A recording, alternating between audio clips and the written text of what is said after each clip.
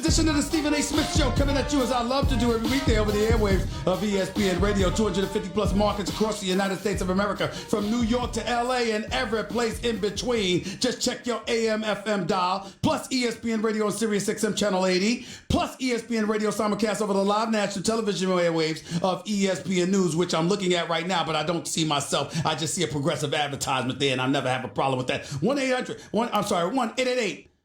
Say ESPN is the number to call. It's 888-729-3776. By the way, guys, malls are crazy this time of the year. Stop struggling to find a perfect gift and go to 1-800-Flowers.com. It's not that complicated to find something that's going to make her smile, like gorgeous peppermint roses from 1-800-Flowers. These roses are gorgeous. Your friends and loved ones will be so excited to receive them during the holidays. To order 12 peppermint roses for $29.99, plus another half dozen roses and a vase for free, go to 1-800-Flowers.com, click the radio icon and enter code Stephen A. That's 1-800-Flowers.com, code Stephen A. That's with a PH, not a V. Hurry up! The offer expires Wednesday, as in tomorrow. Time for Straight Talk, brought to you by Straight Talk Wireless, best phones, best networks, no contracts.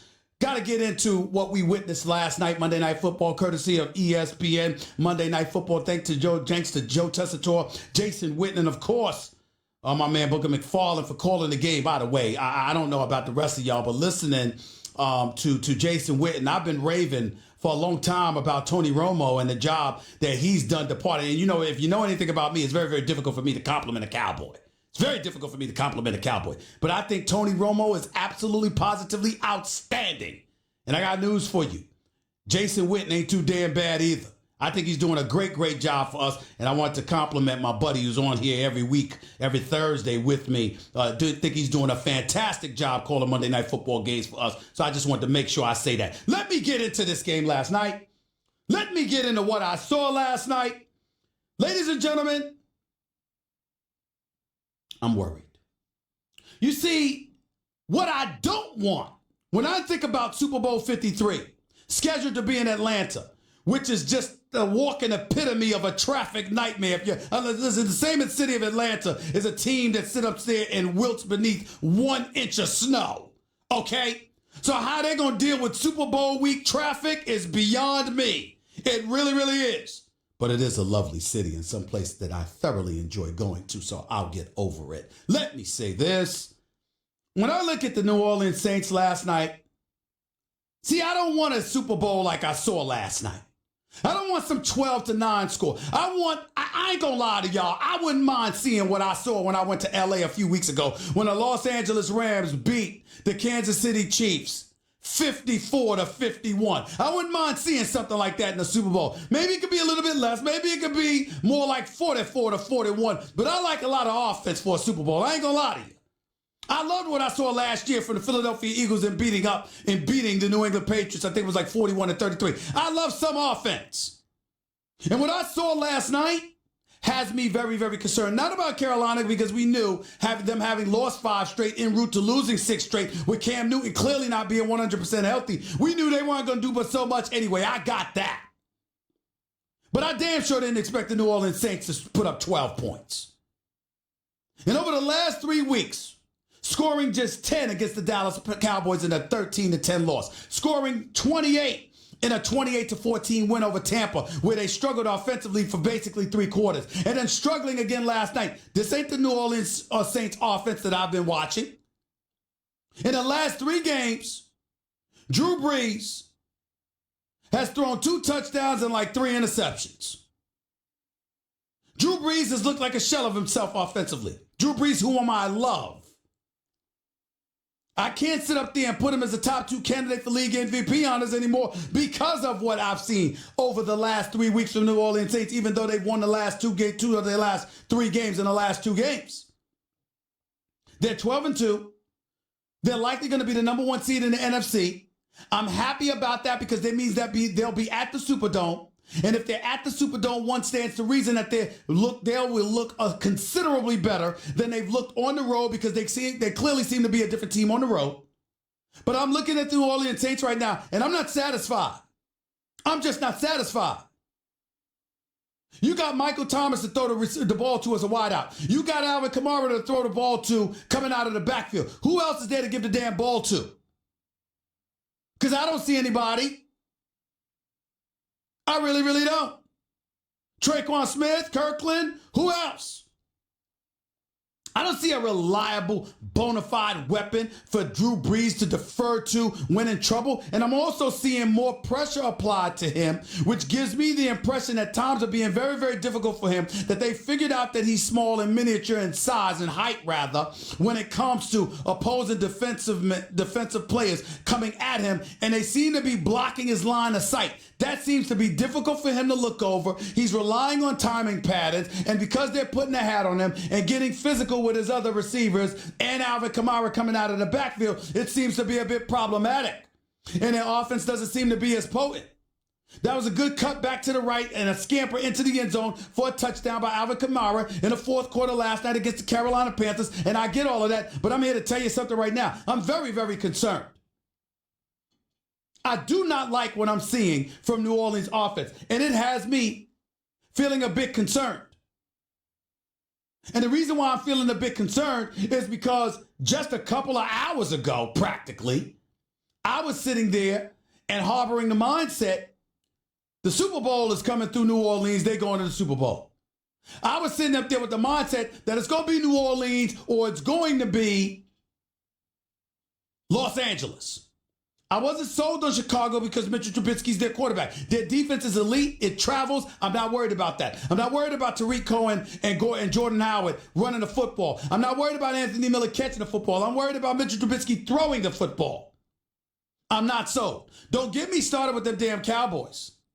And I'll get to the Cowboys in a minute and express to y'all my joy, my ebullient, everything that I'm feeling right now about the Dallas Cowboys is making me smile. Because I sense and I'm itching at the notion of misery coming in the direction of the Dallas Cowboys before Christmas, no less, the week of Christmas. It's all setting up for me very, very nicely. And I'm loving what I'm witnessing right now. And it's tickling me to death. It's got my hair standing up on my skin. Just the notion of them nauseated, disgusted, get on my last damn nerve Dallas Cowboy fans everywhere. The misery that is in the process of potentially coming their way is enough to make me believe in Santa Claus one day. And I'm 51 years old. And I'm about to sit up there and call for a gift from Santa Claus. With Rudolph the Red-Nosed Reindeer, all of them. I'm telling you right now, I'm feeling that lucky. That's right, I said Rudolph. Rudolph the Red-Nosed Reindeer had a little shiny nose. And if you ever saw him, you could even say it glows. Because this is how the Dallas Cowboys are making me feel. And I'll get back to that in just a second. But let me get back to the New Orleans Saints. I'm very concerned. I will acknowledge I'm impressed with their defense against the run. They came into the game last night number one against the run. I'm very impressed with what I've seen. Pass, not so much, even though they showed up last night. But one could argue that was more so because of Cam Newton than their pass defense.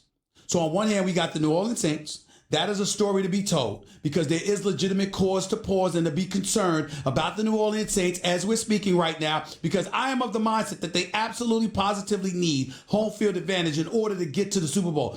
The New Orleans Saints, based on the last 3 weeks, have slowly but surely and methodically convinced me they will not win on the road to get to the Super Bowl. They will not win on the road. Now, it might take a miracle in Minneapolis, like last year when somebody forgot to tackle Stephon Diggs, and Case Keenum threw the luckiest pass and touchdown pass in NFL history, maybe.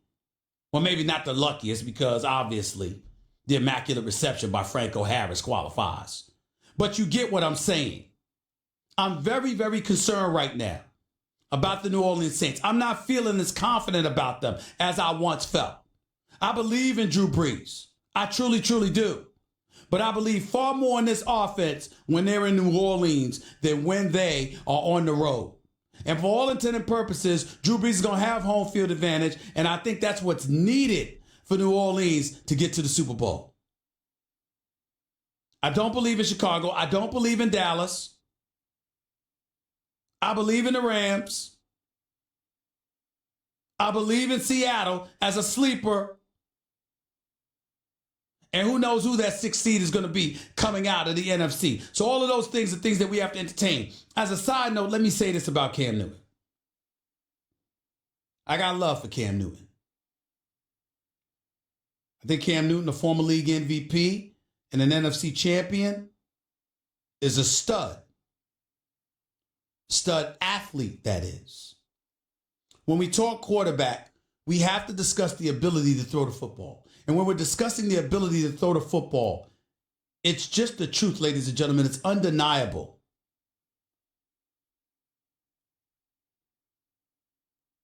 Cam Newton is not that great of a passer. In 8 years in this league, he's completed better than 60% of his passes just twice.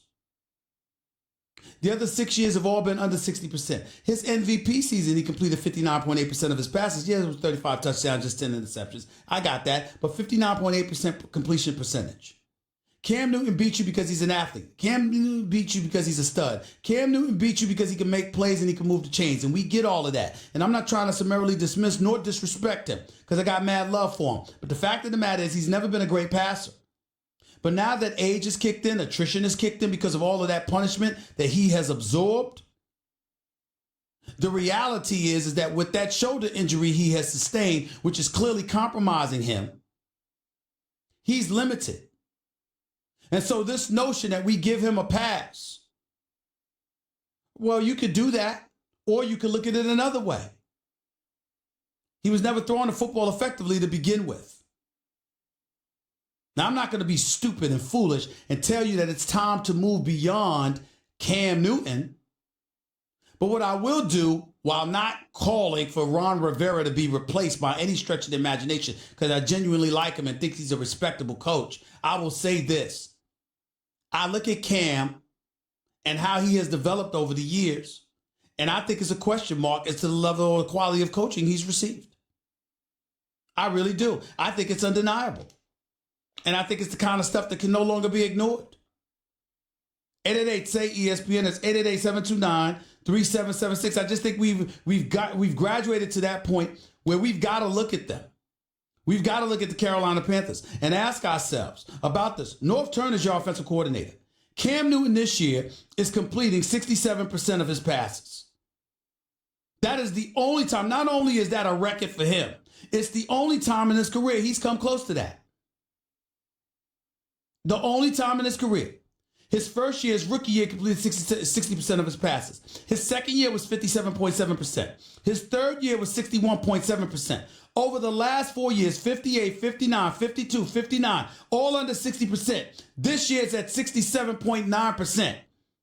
And that's obviously most of the time before he got hurt. But the reality is that with North Turner there, even though he's been better statistically, now that he's been hurt, I say you still move forward with him. You keep North Turner in tow. We get all of that. But there still shouldn't be a situation where you're giving Cam Newton a pass. Superman hasn't gotten it done.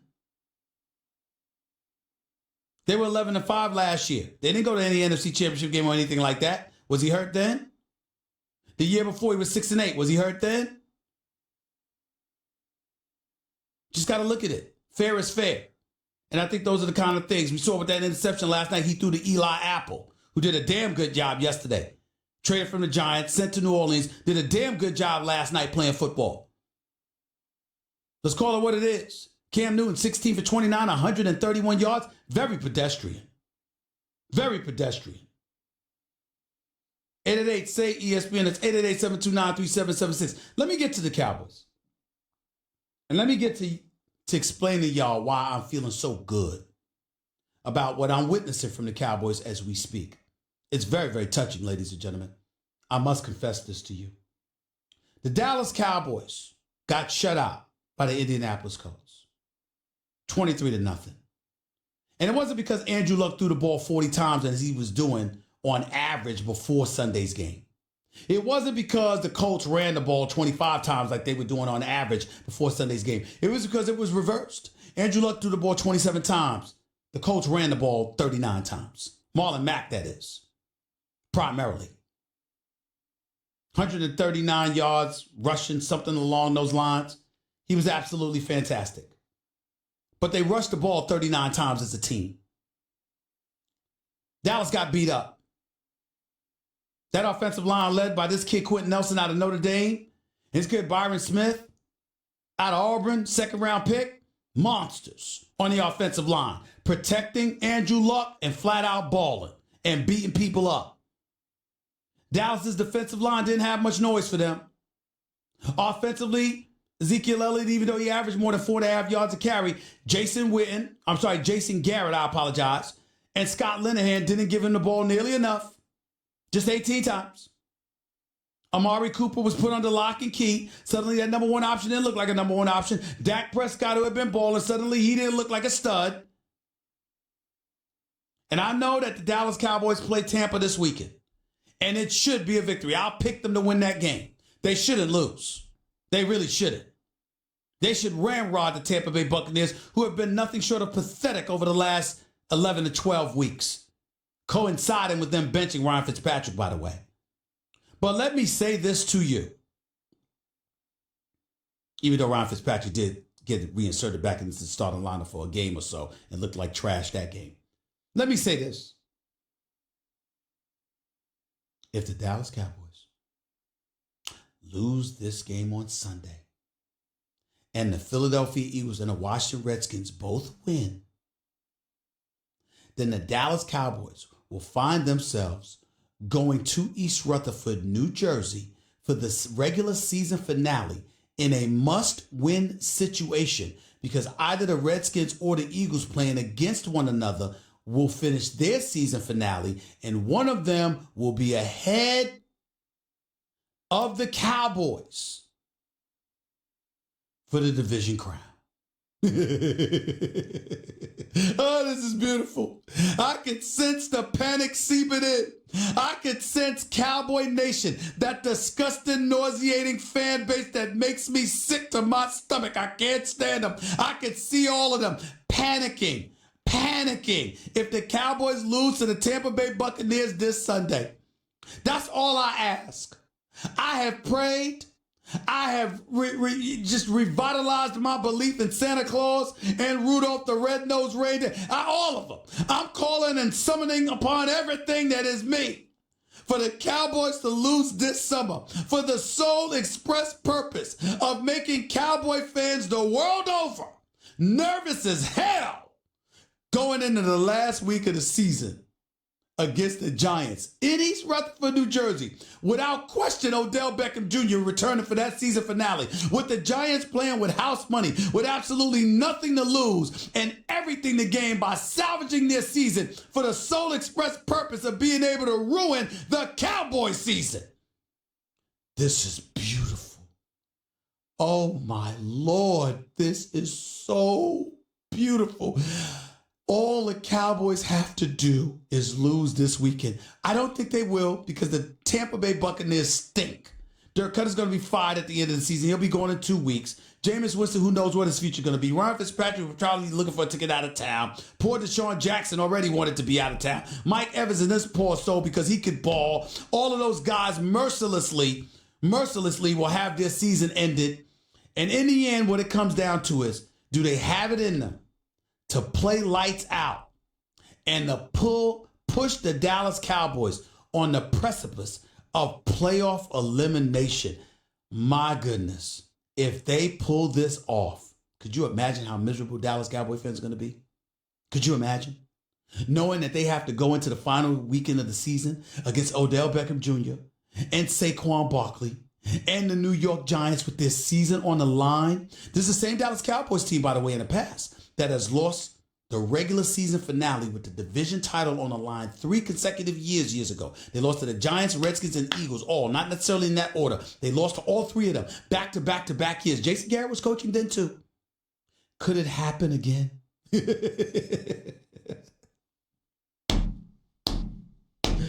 Whoa! Oh my goodness.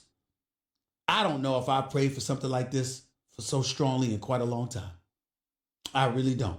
All in fun, of course. More serious matters, obviously, I prayed for. But in terms of sports, I don't think I prayed for anything as much as I've prayed for this. The Cowboys losing.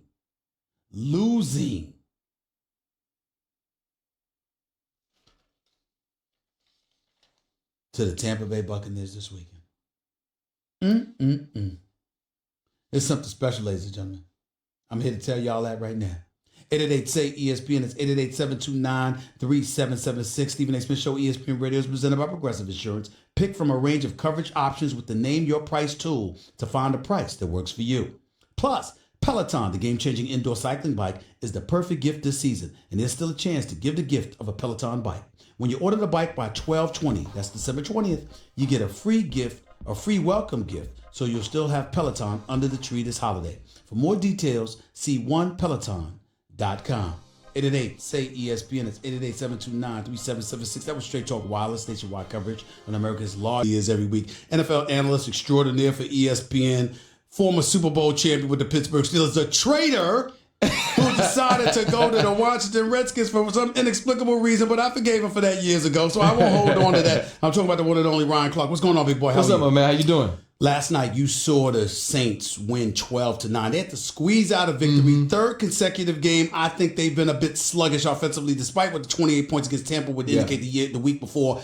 I'm getting a little bit nervous about what I'm seeing from the New Orleans Saints and Drew Brees right now offensively. What about you? Yeah, I mean, you're nervous because it's way off of the pace they set early on in the season. Right. And you and I discussed it on First Take, too. Drew Brees was just playing at such an amazingly efficient and high clip. It just wasn't sustainable. Right. But you do get worried when you go to Dallas and it's only 10 points. You obviously only scored 12 points against the Panthers, and you struggled for the first half against the Tampa Bay Buccaneers. I don't think that continues at home. I believe they play better offensively at home. And if you look at the two games, you go Dallas and Carolina, they got away from the run game, right? They didn't give Mark Ingram the carries that I think he needs in order to get going, which opens up things for Kamara, and Sean Payton has to get back to that. So I'm looking at New Orleans right now, and I get where you're coming from with that. But if right now you had to sit up there and say one team absolutely positively needs home field advantage more than anybody else, would it be the Saints or the Rams or the Chicago Bears? Got to throw Chicago in there. Yeah, I mean, not that they could get the number 1 or 2 seed. I get that. No, I get what you're saying. Yeah. Well, when you look at the Chicago Bears, you want to say you'd like to see them playing at home because of how great that defense plays there. But that travels. Yes. And so for me, it's the New Orleans Saints. One, because I just believe it's that difficult of a place to play.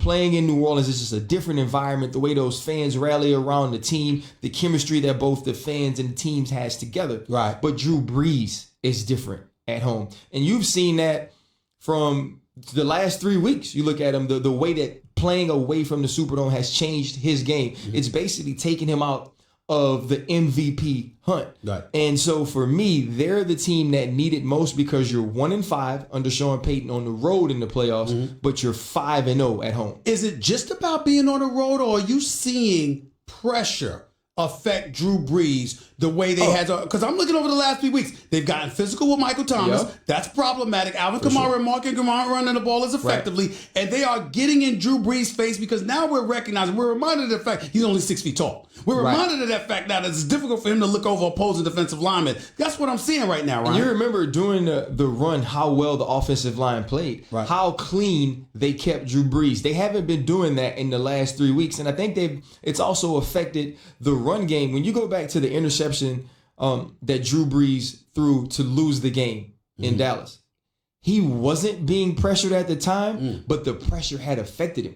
Right, you watched him get rid of the ball really early, try to anticipate what Alvin Kamara was, because these quarterbacks never like getting hit, but as you get up in your career, you can see it with Eli Manning, you can see it with Tom Brady. They like to get hit less and less, and they do whatever they can to get the ball out of their hands. I think Drew Brees has been rushing because of some of the pressure that you're speaking of him getting the last 3 weeks. Ryan Clark right here with Stephen A., ESPN Radio, ESPN News. Cam Newton, another subject that comes to mind. 9 points against the New Orleans Saints. I know they're elite against the run, not so against the pass, yet somehow, some way, he didn't look that effective. We all know that shoulder injury, he's not the same. Right. But what I would point to is that as a passer, you look at the previous 4 years, he didn't even complete 60% of his passes. His MVP season, he completed 59.8% of his passes. 2 years earlier than that, the best he's done, he's never even completed 61% of his passes. To me, passing has always been an issue with Cam Newton. Am I wrong in saying that? No, you're not wrong at all. And even more specifically than passing, accuracy.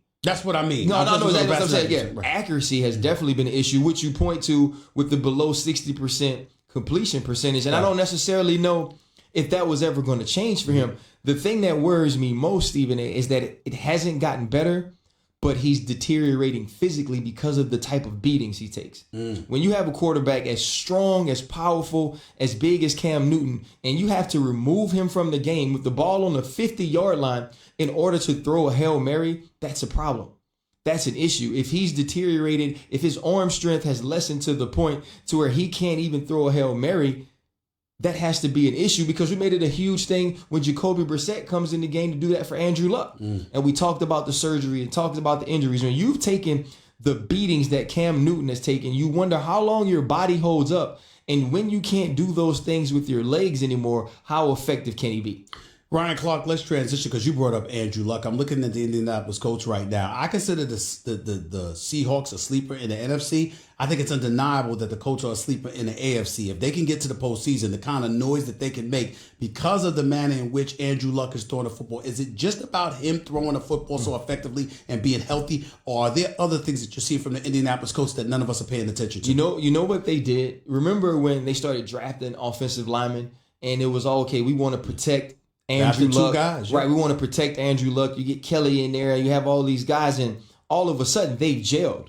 So what's happened along with being able to protect Andrew Luck, who didn't get sacked, I think, for like 5 games? Marlon Mack has got going now. I watched you yesterday, and you were talking about Marlon Mack rushing in and running the ball down the Cowboys' throat. Them actually out cowboying the Cowboys in the way that they played the game. Right. And then you look at defensively, you have a defensive rookie of the year candidate at linebacker. You have a secondary that started to gel and turn the ball over. And Marcus Hunt and those guys have started to rush the passer, but more importantly, stop the run. And so this team is one of the scariest teams in the AFC. Your hopes are they can't get in. Right? You hope the Baltimore Ravens find a way to edge them out and get the wild card spot, because you're not as scared of Lamar Jackson as you are of Andrew Luck. Absolutely. Andrew Luck gets into the playoffs with this line playing the way it is, with this defense playing at a high level. This is a team, at least to me, that can make a run to the AFC Championship, even though they're the wild card. You don't have a problem with us not mentioning Houston, who's ahead of them in the AFC South, having won 9 of their last 10 games. Recently on a 9-game winning streak. Right, beat Houston head-to-head 2 weeks ago.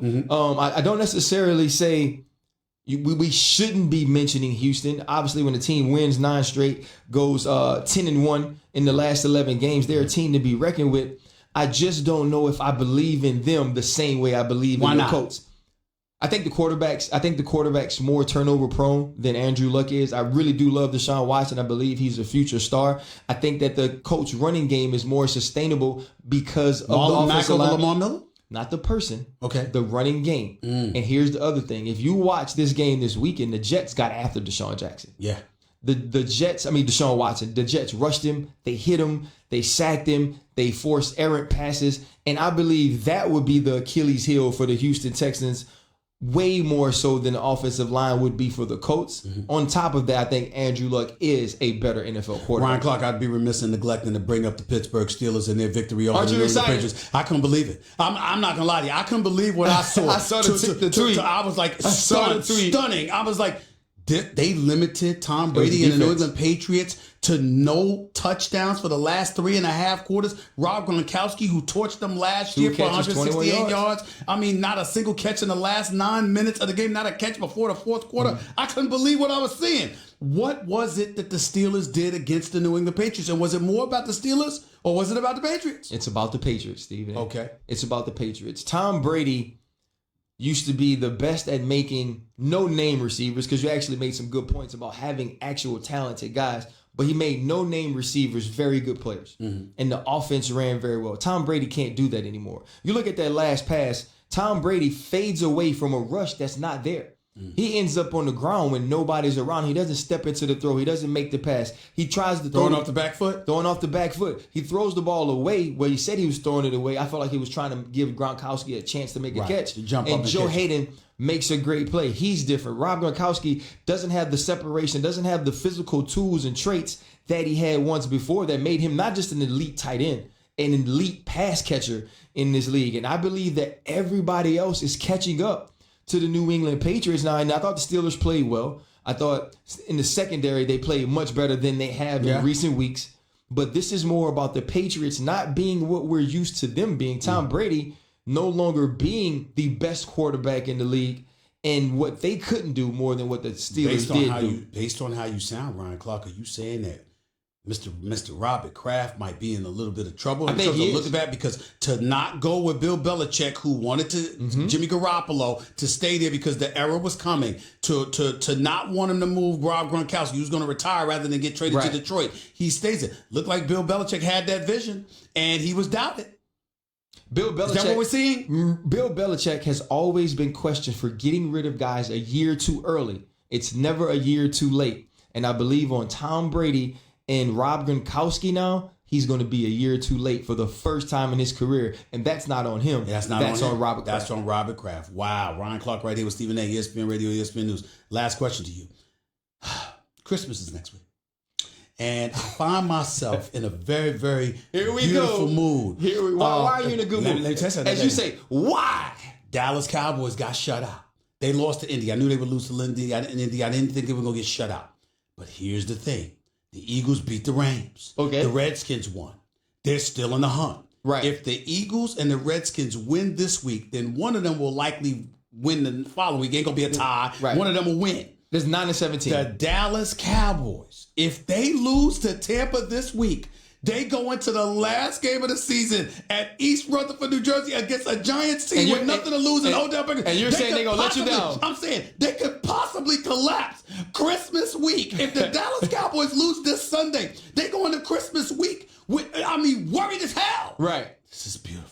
How excited are you? I'm so excited. The Dallas Cowboy fans are going to be so miserable, so shaky going into Christmas. Do you think the Tampa Bay? Do you really believe the Tampa Bay Buccaneers can pull it off? Though? No, I don't. So you're just hoping? I'm hoping. It's all emotion. So you're writing letters to Santa Claus and everything. Their defense stinks. Jameis Winston, I'm not sold on. They shouldn't have went away from Ryan Fitzpatrick. It appears to be the case. Poor Mike Evans and Deshaun Jackson, what they've been subjected to. Dirk Cutter's gone at the end of the season. We get all of that. But what I'm saying is the Dallas Cowboys, 3 years in a row, they lost on the last game of the regular season to the Redskins, the Giants, and the Eagles in back-to-back years, not necessarily in that order. I mean, it's a beautiful notion. For all of y'all listening, if you can't see Stephen A., he is so excited. This is real excitement, people. I mean, when I talk about epic collapses, what can go wrong will go wrong. It doesn't get any better than this. It doesn't get any. Do you realize how possible this is? This is very possible. So, talk to me. Can Tampa pull it off? Tampa has the talent to pull it off. I don't believe they do. I believe. Here's what happened. If they go into Indy, if Dallas goes into Indy and it's 23-20, right? 23-17. Dak plays well. The running game goes well. Defense plays pretty good. They might have a chance. But going in there and getting shut out, like DeMarcus Lawrence said, getting hit in the mouth, somebody has to pay for that. And next week, that's Tampa Bay. I agree. It's likely going to happen. But there's still hope. I prayed for it. It's Christmas. It would actually be a gift to me to get the opportunity to come in here on Christmas and do this show with the Cowboys having to win against the Giants. Well, you can do that. I won't be on Christmas Day. I'll tell you that much. I'm not coming. Hell no, I ain't coming Christmas Day. No. I'm off from Christmas Day from radio. I'm off from Christmas Day until January 3rd, bro. I'm out.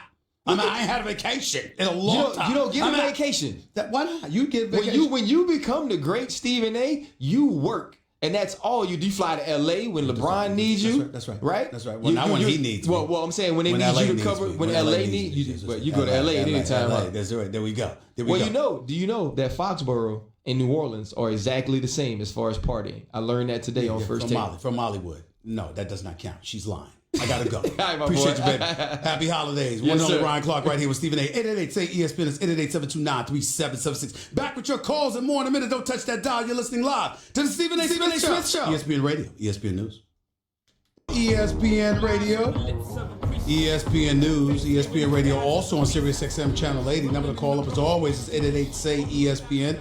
That's 888-729-3776. The Stephen A. Smith Show on ESPN Radio has you covered for bowl game action. Tune in tonight for the Cherry Bundy Boca Raton Bowl, presented by Buffalo Wild Wings. Coverage begins at 6 p.m. Eastern on ESPN Radio and the ESPN app. Plus, need game tickets? Find your seats at Vivid Seats, the official ticket partner of ESPN. Enter promo code ESPN at checkout. and receive 10% off your order today. That is Vivid Seats. 888-SAY-ESPN. Again, is the number to call up. This 888-729-3776. Any moment now, we're expecting to have our next guest on the line. He's a senior writer for ESPN, ESPN.com, former columnist at the New York Daily News and USA Today and the Bergen Bracket, 3 times New York Times best-selling author. Latest book is called Belichick. Story of Coach Bill Belichick and the New England Patriots and some of the things that is obviously going on in Foxborough, Massachusetts. The one and only Ian O'Connor, he will be on the show with us, one of the best writers in America, if not American history. My colleague for many, many years here, as well as at the New York Daily News when I was a high school writer, and a dear friend as well. Always, always, always has been there for me throughout my career, and I am incredibly grateful to all that he's done for me, and I'm honored to to have the opportunity to talk to him about an article that you can find on ESPN.com right now. An article on Mr. Dolan. That would be James Dolan, because as we know about James Dolan, whichever word works for you. James Dolan Unplugged. That is the title of the article right now on ESPN.com. And the one and only Ian O'Connor is on the line with me right now. What's up, buddy? Good afternoon. Happy holidays. How you doing? Hey, you too, Stephen A. Thanks for the kind words. No problem. Talk to me about you deciding to write this article. First of all, the level of access that Mr. Dolan gave you, he gives to very, very few people on this planet. Talk to me about how that all came about and what inspired you to write it. It really, Stephen A., came from ESPN editors who first saw that James Dolan was putting the Liberty up for sale, and that sparked an interest in, okay, is this going to start a trend? Is he going to divest himself of his sports properties over time? And it also led to the realization that ESPN had never done a full-length profile of James Dolan, even though he'd been in power in New York for almost 20 years. So I'd asked... I know you've talked to him over time. I've asked over the years for interviews. They've been denied. And so I wasn't terribly optimistic that he was going to say yes, or that his people were going to say yes to this request, but they did. I was a little surprised. I've been very critical as a columnist, as many columnists in New York have been over time, about some of his decisions, many of his decisions. But I was granted that access. I didn't know how long the interview would go, but it ended up going 2 hours. So I think we covered a lot of ground. So when you walked away from the interview, feeling, what were your feelings like? Because obviously, as a native New Yorker, as a lifelong diehard Knicks fan, anytime we don't think about the former boss of Cablevision, the boss of Madison Square Garden, even the boss of the Rangers, who have had their share of playoff experiences, no doubt, under his stewardship. We think about him and his association with the New York Knicks, who've won since 1999 when he's taken over, has won the division once, has had 6 playoff appearances. They've missed the postseason 14 different times. That's how we view James Dolan as arguably one of the worst owners in the history of the sport. What did you walk away peeling from him based on your 2-hour conversation with him? I think, Stephen A., that he's actually grown weary from the negative criticism he's gotten from fans, from media. I think he's really lost a lot of interest in running, particularly the Knicks. The Rangers have been relatively successful over time. We're in the Cup Finals, had gone to 11 postseasons in 12 years before starting to rebuild recently. And the Knicks, of course, have not had that kind of success. And I think now he's really consumed by his entertainment properties, his venues that he's building in Las Vegas and London and perhaps elsewhere. And I think he told me he's lost his appetite to run the Knicks, which is why I think the down-the-road possibility of him selling the franchise is actually a real one. I think even though they're saying we're not selling the Knicks, he's also not ruling it out, and that he told me he answers to his shareholders. Therefore, if he got a very good offer, it's something that he would have to consider.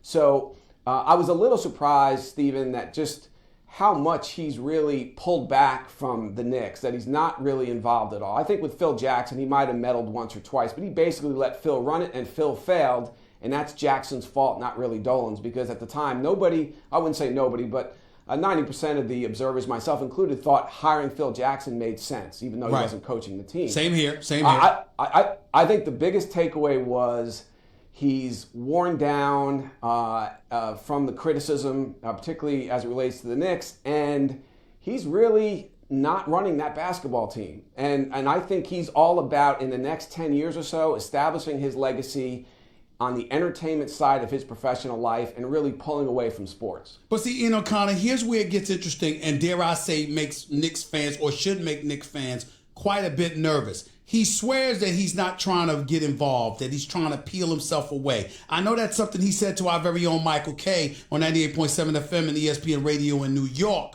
a couple of years ago when he talked about not interfering with Phil Jackson, and I believe him. But it's one thing not to interfere. It's one thing not to be involved. It's another thing entirely to give up ownership so the New York Knicks fans can get an owner in place that's committed and fixated on winning. What about that? You see the difference that I'm pointing to here? He might step away but still maintain ownership. What about him actually yielding ownership because of the kind of things that you just pointed out?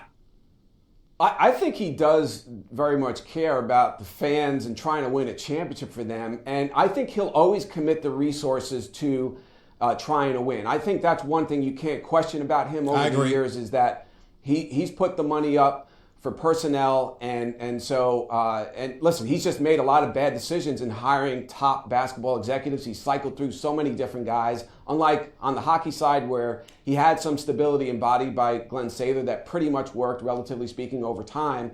And so as long as he's providing the resources and as long as he's hiring the right basketball executives, which he hasn't done to date, that's the biggest thing. And so until that happens, and let's see what Steve Mills and Scott Perry do, at the end of the day, if they don't get a major free agent this summer, if Kevin Durant doesn't come, I don't see the Knicks becoming a contender in the near future. So it's all about that. I think the one thing to consider as far as, is it realistic for James Dolan to actually sell this franchise in the next 2, 3, 4 years? He did 2.5 years ago sell Cablevision for nearly $18 billion. So he's not afraid of making a big transaction. And oh, by the way, he's selling a basketball team right now in the Liberty. It is obviously a different animal when you're talking about the WNBA, but he's not afraid to make a deal. So I do think it's a plausible scenario. Very valid point about that $18 billion sale in terms of selling Cablevision, because he went against his father, Charles, in order to do it. I read your article, outstanding, obviously, as always. We're talking to the great Ian O'Connor, 3-time New York Times bestseller, right here with Stephen A., ESPN Radio, ESPN News.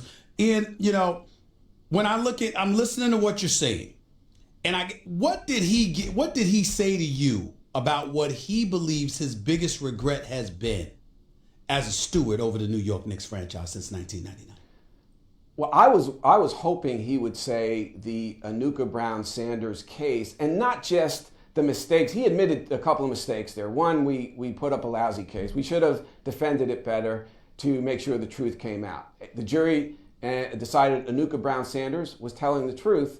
And I was really hoping that he would say something other than that, and other than maybe we should have settled the case to keep it out of the newspapers. How about saying maybe the jury got it right? Anuka Brown Sanders was telling the truth, and perhaps I wasn't aware of the hostile work environment in place.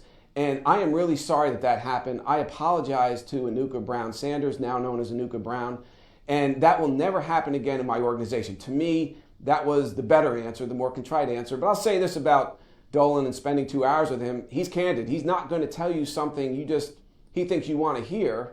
He's going to tell you what he believes is the truth, even if it's a very unpopular one. And he did in that case. I think the better public position there, and the most appropriate one available to him, would be to apologize to Brown Sanders and say it was I'm really sorry that environment existed.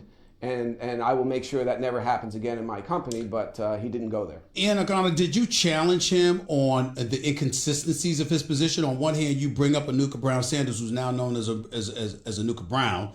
She took Sanders out of her last name, and she's an executive somewhere else that it highlights that in your story as well. But the inconsistencies from the standpoint, on one hand, he went after Anuka Brown Sanders, claimed vehemently that she wasn't telling the truth, still claims that to this very day, but is a person that disassociated himself from Harvey Weinstein, embraced the Me Too movement, was completely supportive of everything that they appear to stand for. Did you, at any point in time, did you challenge him on the inconsistency, or dare I say the hypocrisy, of taking a stance with Anuka Brown than Anuka Brown Sanders compared to where he is now, particularly with Harvey Weinstein and the Me Too movement? Well, as much as he basically denies that a culture, a hostile work environment existed in the Garden at the time that Anuka Brown Sanders worked there years ago, he says he had no idea that Harvey Weinstein was a sexual predator. And even though he served on his board in his company, and by the way, the timing of that song is very strange, is given the fact that James Dolan's been named in a lawsuit filed by 6 women who claimed he, among other board members and associates of Harvey Weinstein, knew about his predatory conduct and did nothing about it. And to sing a song, write a song, sing it on TV that says, I should have known, not just about Weinstein, but other Me Too perpetrators, I think the timing of that is very questionable and maybe suggests that he doesn't understand the kind of long-term damage that the Brown-Sanders case did to him, his public standing, and to the brand of the Garden and the New York Knicks. I think that case, Stephen A., more than any defeat with the Knicks or the Rangers or anything else, has stayed with him over the years and really hurt him long term. I agree with you to that to a point, but I also think the acquisition of Larry Brown as the head coach and the 1-year debacle that turned into, Phil Jackson coming on board for 3 years, getting a 5-year, $60 million deal, literally being asleep at the wheel, virtually doing almost no work whatsoever for his 3 years with the New York Knicks. I think that's damaging in a different way, obviously in a far more innocuous way, but I also think from a basketball perspective, that hasn't contributed to buffering or assuaging us of concerns of James Dolan in the slightest. What do you say to that? Hello? Can you hear me? I think I've lost you, Steve. All right. Can you hear me now? Can you hear me now, Ian? Ian, can you hear me? We've lost Ian O'Connor. We'll try to get him back right here with Stephen A. on ESPN Radio, ESPN News. The second he can hear us again, I'll definitely get back to him. But we're talking about James Dolan, the boss of the New York Knicks. And the reason why it's pertinent is because of an outstanding article that the 3-time bestseller, New York Times bestseller, Ian O'Connor, wrote about James Dolan. It's on ESPN.com right now. You can find it there. Everybody's clicking onto it to read what Ian O'Connor wrote in his 2-hour-long interview with James Dolan. And the reason why it's so pertinent also is because, you know what? Listen, James Dolan might have a shot to get a free agent this summer. Let's keep that in mind. But Ian O'Connor, are you back? Can you hear me now? I can hear you now, Stephen. Okay, what I wanted to ask you is I was basically saying I do understand that the Anuka Brown Sanders case has had a very pivotal and detrimental effect on James Dolan and his legacy. What about Larry Brown and Phil Jackson because of their tenures in New York as well? How significant do you believe their arrivals and imminent and ultimate departures were towards his reputation? Oh, I think it's significant. I mean, let's face it, it's all about winning. Mark Messier, I had a conversation with him about James Dolan. He said, the things you do in terms of give back in the community, charitable work, and so forth, even providing resources for your teams, it doesn't matter if you don't win. I think at the time he hired Larry Brown, it was hard to criticize that hire. Larry Brown is a Hall of Fame coach. Phil Jackson, same thing. I think the one criticism you could level there is, well, Phil's not coming to coach your team. You're asking him to do something he's never done, and you're paying him $60 million to do it. But it's hard to go against the hire where you're bringing one of the great basketball minds of all time. I just think it's the losing, Stephen A., over time. And if you don't win in New York, as Mark Messier told me, and of course he won in '94 and ended a 54-year drought, nothing else matters. If you're an owner, it's a bottom line business, obviously, and he's lost. Ever since Jeff Van Gundy has walked out of that building, 17 plus years ago, the Knicks have won one playoff series.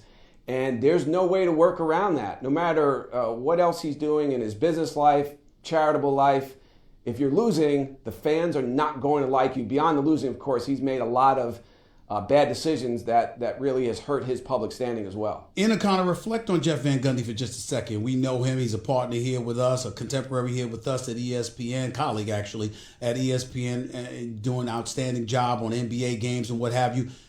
How much of a role did James Dolan play based on listen, New York Daily News columnist, New York Newsday columnist. We know your reputation and your history with New York. I know it. You would know. How much of a role did James Dolan play in Jeff Van Gundy's willingness to walk out the door so abruptly in 1999? I think it was definitely a role, Stephen. I think, or a part of that decision. Jeff walked away at a time, if I remember correctly, he was 12-11 in that season, and left the the practice facility, went out to get a hot dog at a local hot dog truck, came back and resigned. It was a bizarre thing. But he saw Dave Checketts get run out of the Garden, other people as well, and he thought he was next. And I think he wanted to get over 500 to leave with a winning record, and he figured at a certain point James Dolan was going to come for his job. And I think he has said this publicly. I could be wrong about this, Stephen A., but I think he does regret that decision. I think he realizes now that's the best job he's ever had. And how much the fans, you remember when they chanted his name during that playoff series? Yep. When he, in '99, when he swept, I believe it was the Atlanta series. Yeah. That was a moment when the fans chanted his last name in the Garden that he said he'll never, ever forget. And I think it was the highlight of his coaching career. So, I think Dolan played a role. I think there were other factors involved as well. And also, he wanted the job this time around. I liked the Fizdale hire. He likes the Fizdale hire. A little surprising, if not a lot surprising, that Steve Mills would not bring in Van Gundy for a sit-down for, hey, let's have lunch, let's trade some ideas, if nothing else. He's the last coach to really win in New York. James Dolan did tell me in that interview that if Mills recommended Van Gundy for the job, he would have approved it, despite the fact that Jeff walked out on him. And again, I think a lot of people really like the Fizdale hire, Van Gundy included, but surprising that they didn't bring Jeff in for an interview, given that he did want the job. A couple more questions before I let you get on out of here, Connor. One of the things I'm concerned about, just running around NBA circles the way that I do, you hear names like Kevin Durant, Kyrie Irving, for example, how they would consider New York. Now, Kyrie Irving told the fans in Boston, I'd love to be here if you'll have me. To me, what that means is, if you give me the max, Danny Ainge, I'll stay in Boston. In the case of Kevin Durant, on one hand, you'll hear he consider New York. On another hand, you hear it's an absolute joke that his handlers are essentially giving that impression when there's no way in hell he'll come to the New York Knicks. But the one thing you hear is extreme trepidation on the part of any marquee name to come to New York to play for the Knicks because of James Dolan. Did you present that reality to him at all? And if so, what did he have to say about it? I didn't ask him that specific question, but and I think he believes now that they got to get Porzingis back healthy, and if they can prove he's healthy, I think that'll help them this summer. I did talk to some agents about that. One in particular said that Dolan is a negative factor. There's no question about it. I think there are a lot of people around the league who believe that. I don't think Dolan believes that about himself, and you can't just rest on the fact that you provide resources. And New York, of course, is the biggest and many would say the greatest market in all of sports. I think the one thing where you could make a case that it makes sense for Kevin Durant if he wins another ring for the Warriors, there's one way to maybe separate himself legacy-wise from LeBron James. Do the one thing LeBron didn't, right? As much as LeBron loves Madison Square Garden, he never came to the Knicks. If Durant wants to be the Mark Messier of the Knicks and be the one to end the championship drought going over decades or going back decades, that would be a major, major boost to his legacy and might put him up in the same neighborhood with LeBron James ultimately. You only need to win one championship in New York to be lionized forever. Mark Messier found that out. He won 5 Stanley Cups in Edmonton. Nobody talks about that 5. They talk about the one, or they remember the one he won for the Rangers in '94. So that is really the only context where Kevin Durant makes sense to the Knicks, but I think the Knicks believe they have a real shot there. Why did James Dolan tell you or allude? I don't know if he said it directly. I don't recall, but according to your article, he basically said, "Hey, if we win a championship, I wouldn't be a part of that parade." Why is that? I think he's lost the appetite for the whole public side of being an owner. He says he can't go to dinner without a security guard. He's got fans heckling him when he's out shopping. And so he just wants to, what he told me is he wants to do his work on the sports side of his professional life and basically just go home and be left alone. It's just not something he likes anymore. Obviously, he said sometimes fans will yell out positive stuff, and I don't like that either. What positive after stuff? They won their first game, he said a few people actually called out some positive things to him. And then he told me, you know what, I didn't like that either. So again, I think a lot of people are having a hard time believing that it's possible that anyone, including Dolan, would sell something as lucrative and just as essential to the New York landscape as the Knicks. I do think it is possible because he's consumed by entertainment properties now. He really doesn't want to be part of the public arena when it comes to being the owner of the Knicks. He has proven he'll make big deals. And just the fact now that he told me he spends so little time on the Knicks anymore. All he does is provide the resources, go to the games, and occasionally talk to Steve Mills, and that's basically it. So I think he just wants to retreat from that whole public aspect of owning an NBA team. Last question to you. Is there anyone in his inner circle, anybody who has his ear, that is telling him it may be best for you to part ways with this franchise and surrender ownership to somebody else? And if so, who do you see he would consider selling it to? I think his family does not want to sell. His 5 siblings and father do not want to sell the franchise. I don't know if there are any close associates telling him otherwise, Stephen A.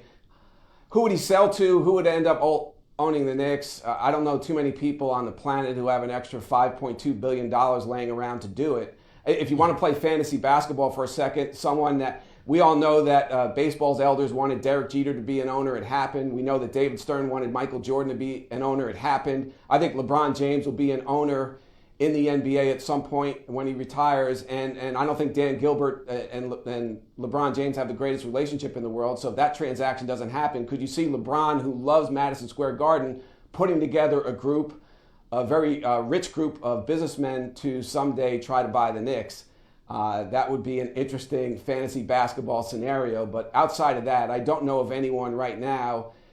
Dolan's talked about getting feelers around $5 billion, but he hasn't gotten any concrete offers. I don't know if there's anyone right now on deck ready to do that. Well, I tell you this, I don't know if you're going to join me or not, but I'm going to try to find some people that can come up with a group and get $5 billion so they can buy this team from him. I'm going to try. I'm going to work on it. I'm going to work very, very hard on that, Ian O'Connor. I can promise you that. I appreciate you, man. Thank you so much, buddy. You take it easy. Hey, Steven, with your success, I actually believe you're one of the few people who does have $5 billion laying around. No, I don't have money. I think I could pull up president of basketball operations for some team, but the $5 billion, I don't think they'll ever allow me to come up with that much money for myself to be that independent. I appreciate you as always, buddy. Great work as always. All the best to you and happy holidays to you and yours. Thank you. The one and only Ian O'Connor, 3-time New York Times bestseller, wrote the book on Belichick. Thank you. Wrote a couple of other books as well. Wrote a fantastic article today, ESPN.com. Check it out. James Dolan, Unplugged, owner of the New York Knicks. 2-hour interview. Sit down with him and talk with him about his state of affairs, particularly his role with the New York Knicks moving forward. Great work by the great Ian O'Connor, as always. 888-SAY-ESPN. It's 888-729-3776. Fellas, malls are crazy this time of year, so stop struggling to find a perfect gift and go to 1-800-Flowers.com. It's not that complicated to find something that's going to make her smile. It's like gorgeous peppermint roses from 1-800-Flowers. Listens to my radio show and loves laughing when she hears her non-singing brother trying to sing. But my voice is gone because I'm still getting over my little bug that I've been suffering from all week long. Peloton, the game-changing indoor cycling bike, is the perfect gift this season. And there's still a chance to give the gift of a Peloton bike. When you order the bike by 12/20, that's December 20th, you get a free welcome gift so you'll still have Peloton under the tree this holiday. For more details, see onepeloton.com. 888-SAY-ESPN is always the number to call up. That's 888-729-3776. Let's go to the phones. Mixon, you're live with Stephen A. Talk to me. What's up, buddy? That was a great interview. You asked him a lot of questions I was going to ask you.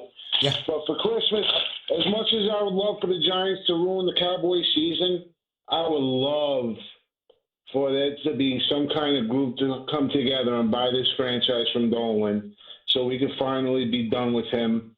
And, you know, I do have to confess that it is tempting when I think about what would I want more for Christmas.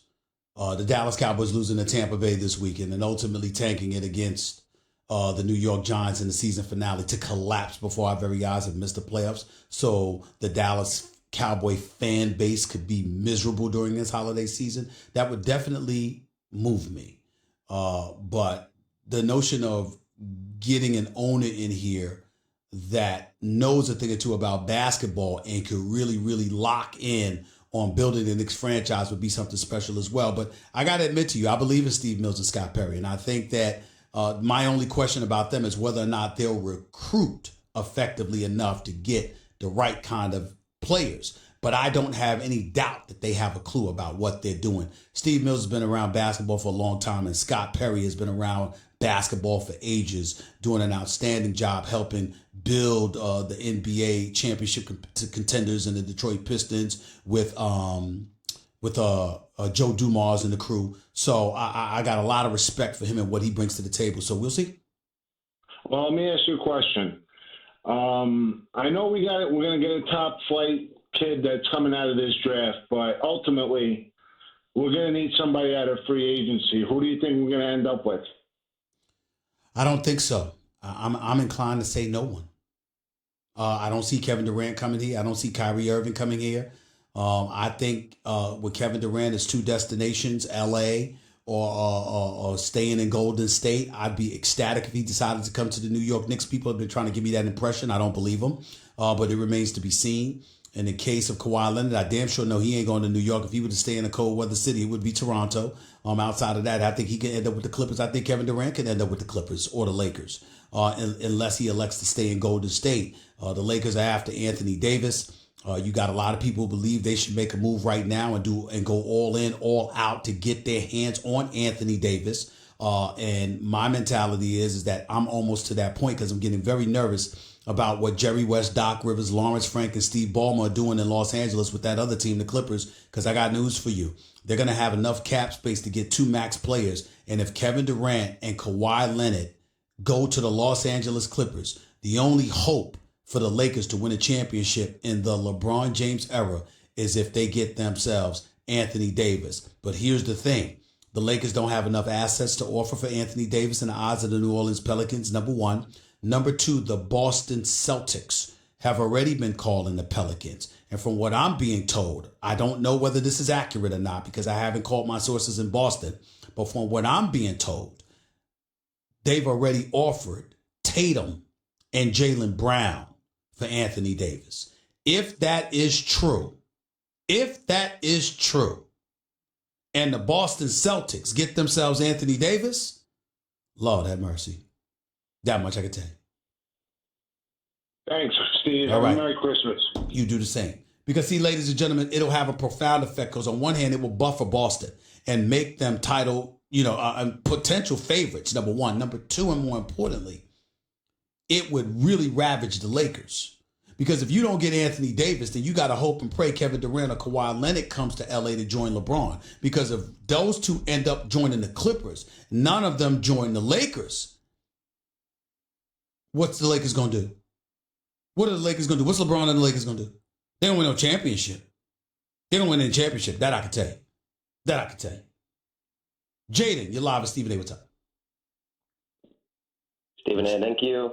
Go ahead, is man. some astounding news to hear that Boston is potentially putting Jaylen Brown and Jason Tatum on the table for Anthony Davis. That's what I've heard. I haven't.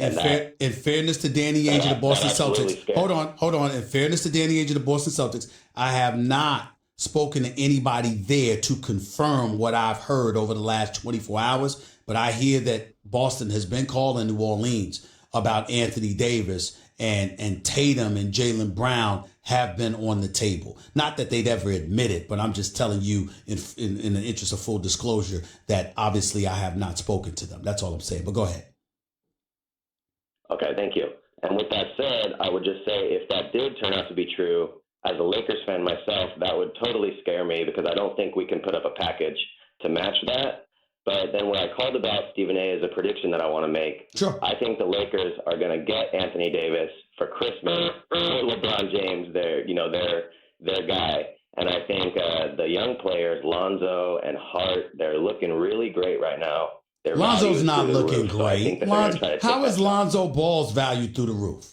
I understand that Josh Hart has really intrigued us all. I'm a fan of Kuzma. I'm no fan of Brandon Ingram. Not saying he can't play. I don't like him for the LeBron James Lakers. That's all I mean by that. Okay? They even had some bogus rumor out there about how the Lakers would want John Wall. I don't believe that for 1 second. John Wall put on a show Sunday night against the Los Angeles Lakers, who was playing the second game of a back-to-back after blowing out Charlotte the night before. He dropped 40 on Lonzo Ball and those boys, but John Wall is not a shooter. John Wall can play. John Wall can ball when he's focused and locked in. He's an elite guard in the Eastern Conference, and obviously he's an all-star caliber player. But he's no superstar, and because of his questionable or sporadic shooting per se, I don't think he's ideal for the Los Angeles Lakers. I'd rather have Bradley Beal than John Wall if I'm the Lakers because I already have LeBron James handling the ball. That's just me. But I will tell you, I don't think that Lonzo Ball's value is that high. So what? He got a triple-double against the Charlotte Hornets. So what? So what? The fact of the matter is, if you watch De'Aaron Fox play, I still would have taken De'Aaron Fox over Lonzo Ball. But I understand that the Lakers did it for purely business reasons. But that's just me. And I don't dislike Lonzo Ball. I just want him to be more assertive offensively. But I think he's got promise. But there's plenty of guys in that draft that were better than Lonzo Ball. I don't consider his value to be that high. I really don't. Appreciate the call. Appreciate the call, man. Thank you so much. Drew, you're live with Stephen A. Real quick, Drew, go ahead. Good afternoon, Stephen A. Thanks for taking my call. Thank you for calling. Thank you. So this morning on First Take, during the summary of your A-list, you were defending the fluidity of it, which I agree with, comparing it to how we all think that like the Warriors are eventually going to win the championship, but that we're all talking about teams like the Wizards, the Pelicans, and the Lakers because it's about what's happening now. Correct. But I'm wondering why the Denver Nuggets are more in the conversation. You know, that's a legitimate question. That's a legitimate question. I can't summarily dismiss that, Drew. The Denver Nuggets have been a pleasant surprise. They've been knocking on the door to play us the last 2 years. Coach Malone has done a damn good job. I like him a lot. I like Burton. I like Harris and those boys. Listen, Jovic, all of them. I love the Denver Nuggets. I think they're too young. I think they're a season away from legitimate contention, but I like how this team has been built. I like the young athletes. I like the up-tempo pace they play. I like their perimeter shooting. I like a lot of things about the Denver Nuggets. But I think if you wanted to make the strongest argument about the Denver Nuggets, it would be the fact that right now, the way that the game is played caters to how they built their team and what they're capable of doing. So I would give you credit for that. I still think they're a year or two away. Me personally, that's me with the Denver Nuggets. But I will say this is the greatest compliment I could say about the Denver Nuggets. You know something? What's that? They don't need new players. They just need to let the players that they have grow. Yep, absolutely. You see what I'm saying? And, they don't need to mess with it. They just need to keep them together and let them grow. Absolutely. Also, what do you think about Monte Morris? I think he's honestly up there with like Terry Rozier. And I gotta see more. I gotta see more. I haven't seen him much because I don't get to watch the games, for 48 full minutes. I'm watching all of the games going back and forth and stuff like that. But I do get what you're saying in that regard, and I got to keep my eyes on that as well. 888-SAY-ESPN. It's 888-729-3776. You're listening live to the Stephen A. Smith Show on ESPN Radio. When you're hiring, you don't want to waste time sorting through dozens of irrelevant resumes. You want an efficient way to get to a short list of qualified candidates. That's why you need Indeed.com. Post a job in minutes, set up screening questions based on your job requirements, then zero in on qualified candidates using an intuitive online dashboard. Discover why 3 million businesses use Indeed for hiring. Post a job today at Indeed.com/hire. Search for greatness. Search Indeed. We'll close out the show with me and you in a minute with Stephen A. ESPN Radio, ESPN News. Gentlemen, you've been sitting around for too long. Whether you want to get to the game, NFL, college, MLB, or concert, look no further than Vivid Seats, the official ticket partner of ESPN. Go to vividseats.com and enter promo code ESPN to get